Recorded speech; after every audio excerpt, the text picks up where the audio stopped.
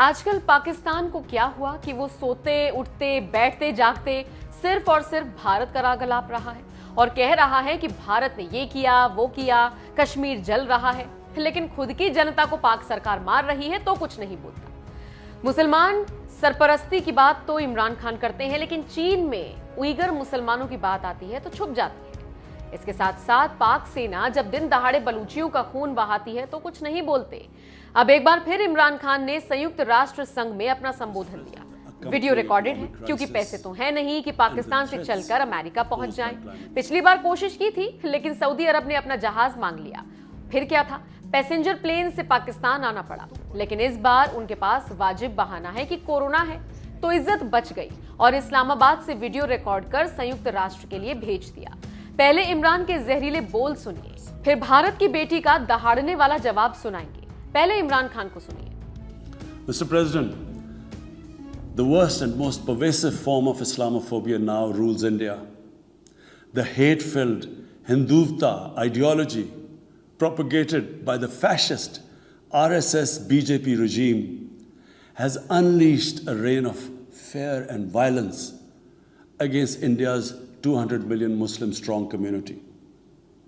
Mob lynching by cow vigilantes, frequent pogroms such as the one in New Delhi last year, discriminatory citizenship laws to purge India of Muslims, and a campaign to destroy mosques across India and obliterate its Muslim heritage and history are all part of this criminal enterprise.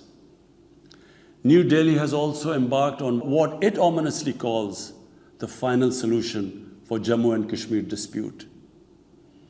It has undertaken a series of illegal and unilateral measures in occupied Jammu and Kashmir since 5th August 2019.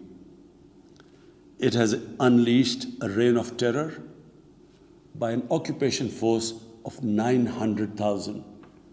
It has jailed senior Kashmiri leadership, imposed a clampdown on media and internet, violently suppressed peaceful protest, abducted 13,000 young Kashmiris and tortured hundreds of them.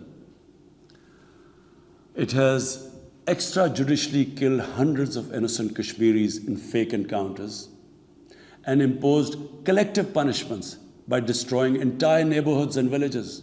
We had unveiled a detailed dossier on gross and systematic violations of human rights by the Indian security forces in occupied Jammu and Kashmir. This repression is accompanied by illegal efforts to change the demographic structure of the occupied territory and transform it from a Muslim majority into a Muslim minority. Indian actions violate the resolutions of the United Nations Security Council on Jammu and Kashmir. The resolutions clearly prescribe that the final disposition of the disputed territory should be decided by its people through a free and impartial plebiscite held under the UN auspices. India's action in occupied Jammu and Kashmir also violate international human rights and humanitarian laws, including the 4th Geneva Convention, and amount to war crimes and crimes against humanity. It is unfortunate, very unfortunate, that the world's approach to violations of human rights lack even-handedness and even are selective. Geopolitical considerations or corporate interests, commercial interests, often compel major powers to overlook the transgressions of their affiliated countries. Such double standards, and the most glaring in case of India, where this RSS BJP regime is being allowed to get away with human rights abuses with complete immunity.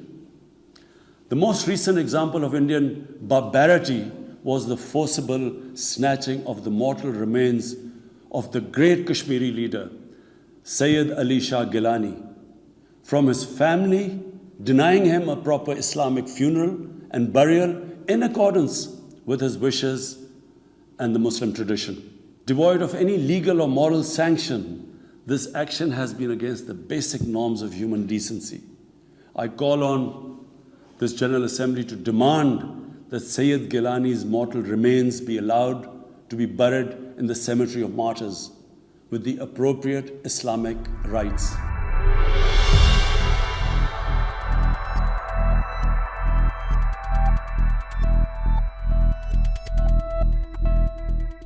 तो सुन लिया क्या बोल रही हैं इमरान खान।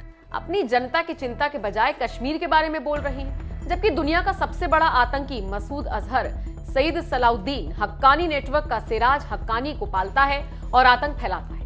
खैर, इमरान खान का झूठ खत्म होते ही भारत की बेटी ने हमला बोला। बात अंग्रेजी में है लेकिन मजेदार है, सुनिए, फिर हम बताएंगे कि भारत की बेटी ने क्या कहा। Mr. President, we exercise our right of reply to one more attempt by the leader of Pakistan to tarnish the image of this august forum by bringing in matters internal to my country and going so far as to spew falsehoods on the world stage. While such statements deserve our collective contempt and sympathy for the mindset of the person who utters falsehood repeatedly, I am taking the floor to set the record straight. Regrettably, this is not the first time the leader of Pakistan has misused platforms provided by the UN to propagate false and malicious propaganda against my country, and seeking in vain to divert the world's attention from the sad state of his country, where terrorists enjoy free pass while the lives of ordinary people, especially those belonging to the minority communities, are turned upside down. Mr. President, member states are aware that Pakistan has an established history and policy of harboring, aiding, and actively supporting terrorists. This is a country which has been globally recognized as one openly supporting, training, financing, and arming terrorists as a matter of state policy. It holds the ignoble record of hosting the largest number of terrorists proscribed by the UN Security Council. Mr. President, we marked the solemn occasion of the 20th anniversary of the 9/11 terror attacks just a few days back. The world has not forgotten that the mastermind behind that dastardly event, Osama bin Laden, got shelter in Pakistan. Pakistan leadership continues to glorify him as a martyr. Regrettably, even today, we heard the leader of Pakistan trying to justify acts of terror. Such defense of terrorism is unacceptable in the modern world.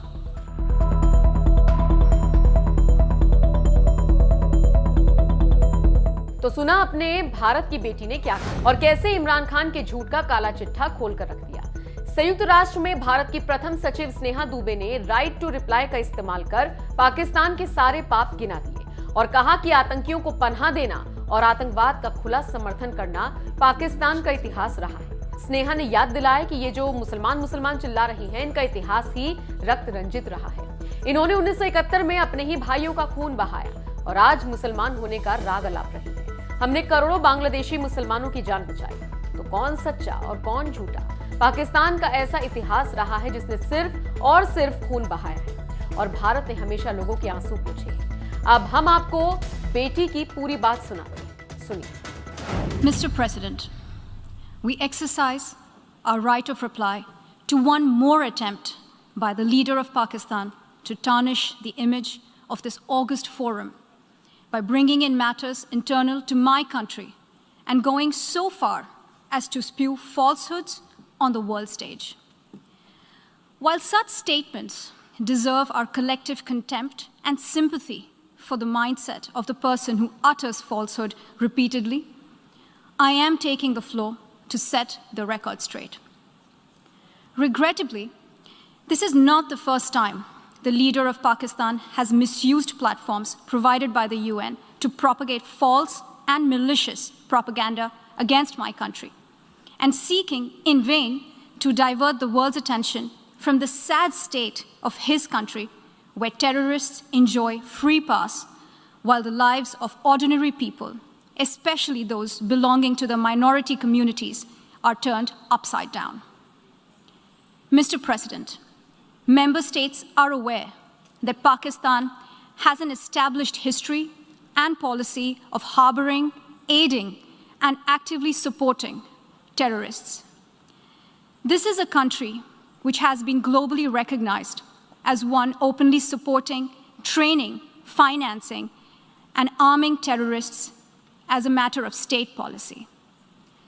It holds the ignoble record of hosting the largest number of terrorists proscribed by the UN Security Council.